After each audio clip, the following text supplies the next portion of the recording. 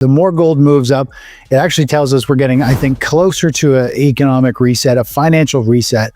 And gold is kind of that global barometer where everyone around the world sees it as a way to store value and to get out of the stock market, to get out of real estate, and to keep your money out of the banking system because they could go bankrupt. And that's why physical gold, I think, is doing well, is because people are they're preparing for what could be another big, market correction.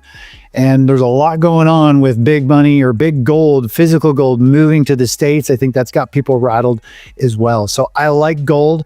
I like it more than everything else in the precious metal space. I like it much more than silver. I like it a lot more than miners. To me, gold, physical gold is the play right now. In today's news recap, Wall Street bereft of gold bears as safe haven sentiment sweeps markets. Main Street also sees higher prices next week. Gold saw another standout week of price action as the impact of ongoing tariff threats combined with rising inflation fears drove investors to the yellow metal. Spot gold kicked off the week trading at $2,797 per ounce. And after a quick spike up to $2,802, prices slid down to what proved to be the weekly low of $2,774 per ounce just before Sunday evening. Tuesday morning saw a similar move with gold trading around $2,816 before spiking up to a fresh weekly high of $2,843 per ounce by 10 a.m.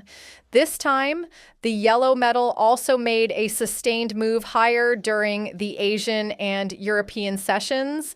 And by Wednesday morning, spot gold was already trading at $2,867 per ounce, with North American traders driving it to a new nominal high of $2,880. But Friday brought renewed drama to precious metals markets with the release of January's non-farm payrolls report, driving spot gold from $2,862 per ounce all the way to a new all-time high of $2,886.85 following the release of the University of Michigan Consumer Sentiment Survey, which showed one-year inflation expectations rising a full percentage point in just 1 month. The latest Kiko News Weekly Gold Survey showed industry experts as bullish as they've ever been on the yellow metal, while retail traders also saw further gains in gold's near-term future. Up, said James Stanley, senior market strategist at Forex.com. As of right now, spot gold has just pushed up to a fresh all-time high. While something like that is difficult to chase, I think it's even more difficult to fade it, as there's no signs yet that the run is over. I still like gold prices higher. Neutral, as we are in a cyclical topping area, said Mark Leibovit, publisher of the VR Metals Resource Letter. Up, said Adrian Day, president of Adrian Day Asset Management. Momentum with gold as the drivers of the gold price over the past year remain intact. Soon we will need a pause and consolidation, but perhaps not yet. Now we'll show you the best clips of the latest interview. Don't forget to like, subscribe, and turn on notifications so you do not miss out our daily recaps, and check goldsilverstacks.com to get your Stacker's Handbook, the ultimate guide to stack gold and silver, packed with strategies to trade the gold-silver ratio and get more ounces and build wealth over time, so you don't have to rely on market commentators to make your investment decisions. Enjoy the episode. I don't dive too deep into those big moves when it comes to like big money shuffling around. I mean, the markets are somewhat rigged, right? And there's a lot of manipulation going on. And there's a million conspiracy theories around pretty much everything, especially in the United States and around gold.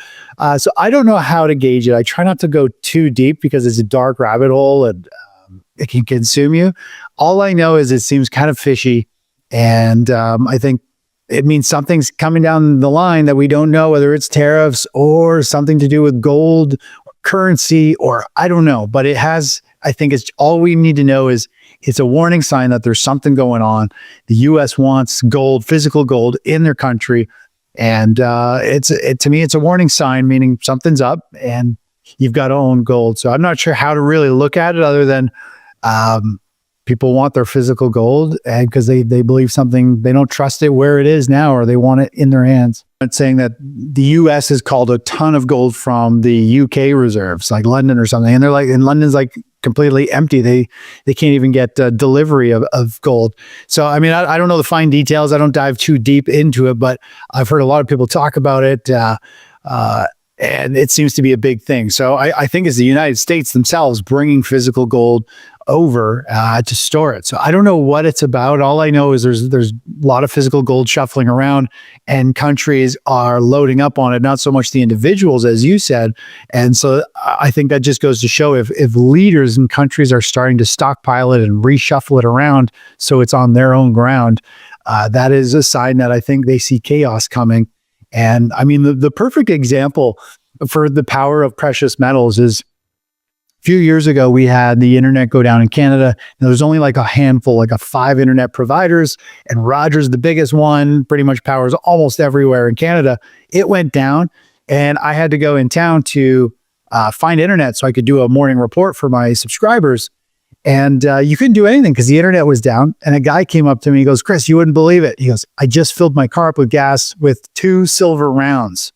And it's funny because as soon as the internet goes down, the only thing that has value, or the only 2 things that kind of have value, is like physical metals, because you can't use the internet, and then like obviously weapons, force, Bitcoin, crypto, none of that stuff works when the internet goes down. And I would think we're going to be more so if war and difficult times ever hit.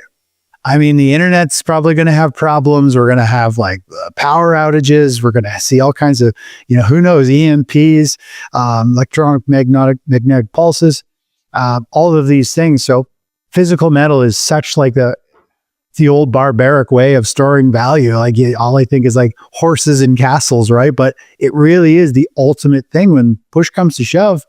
Gold and guns is really where it's at.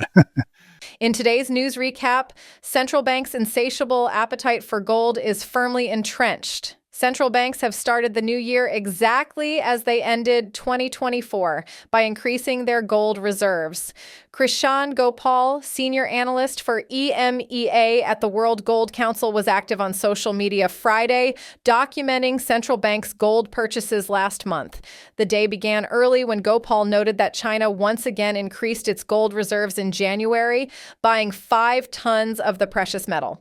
Analysts have been particularly focused on China. This marks the 3rd consecutive month that the People's Bank of China has increased its official gold reserves, following a 6-month pause after an 18-month buying spree. Last month's purchase helped lift gold reserves to 2,285 tons, Gopal said. Although China has significantly increased its gold holdings, the yellow metal still accounts for only about 5% of its total foreign reserves. Analysts suggest that there is ample room for China to raise its gold holdings to 10%, bringing it more in line with other developed market central banks. China wasn't the only country buying gold. Gopal noted that data from the National Bank of Poland shows it purchased 3 tons of gold in January. This lifts its total gold reserves to 451 tons, 26% higher than in January 2024 and 97% higher than in January 2023. Gopal said. Poland was the top gold buyer last year, with its national bank increasing reserves by 90 tons. Elsewhere in Europe, Gopal reported that the Czech National Bank also purchased 3 tons of gold in January. Its gold holdings now total 53 tons, 63% higher than at the end of January 2024, he said. Gold now also accounts for over 3% of total international reserves. Finally, Uzbekistan was the biggest gold buyer last month, with its central bank purchasing 8 tons of gold. Sovereign purchases dominated the gold market last year, with central banks collectively buying 1,045 tons of the precious metal, according to the World Gold Council's annual and 4th quarter trends report. Before we show you more clips, smash the subscribe button and check out our huge discount on NordVPN, the fastest and most reliable VPN on the market. This VPN service is a perfect fit for smart stackers who want their privacy protected and don't want their data compromised by prying eyes. For less than the price of a cup of coffee, secure your internet access and get 3 free months with our promo. Believe me, the only problem you'll ever have is that you didn't get it 6 months ago. Let's get back into the episode. And gold is on a breakout. So gold has gone through a series of stair-stepping price actions higher. So we've had rally, pause, and a series of these big rallies and pauses.